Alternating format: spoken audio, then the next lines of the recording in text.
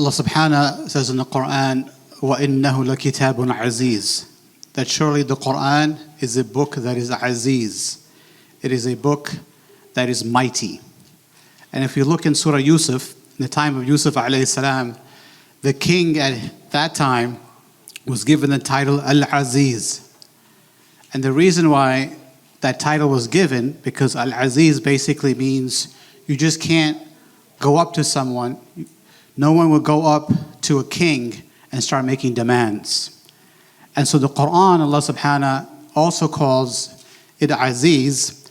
In the same way, one can't just make demands on the Quran.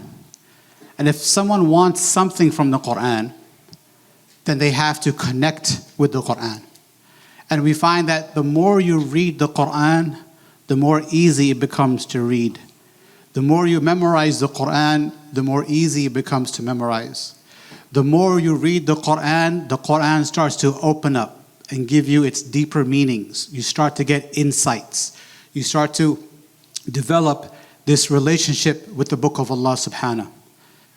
And you also realize that sometimes when you take a break, sometimes from the Quran, you didn't get a chance to read it, and you go back to the Quran, you realize that that connection that you had before, there's a degree that has been lost.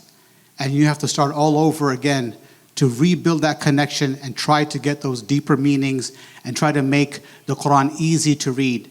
And we find in the beginning of Ramadan, when we're trying to read more Quran, we find that in the beginning, the first days or so, it's a bit difficult, but as we progress into the middle of the month, it becomes easier and easier. So Allah subhanahu calls the Quran Aziz, but then He also calls it Kareem, meaning it's very generous. So once you establish that relationship, once you establish that connection, then the Quran starts opening up and starts giving you so many wonders and insights and guidance that can blow your mind away.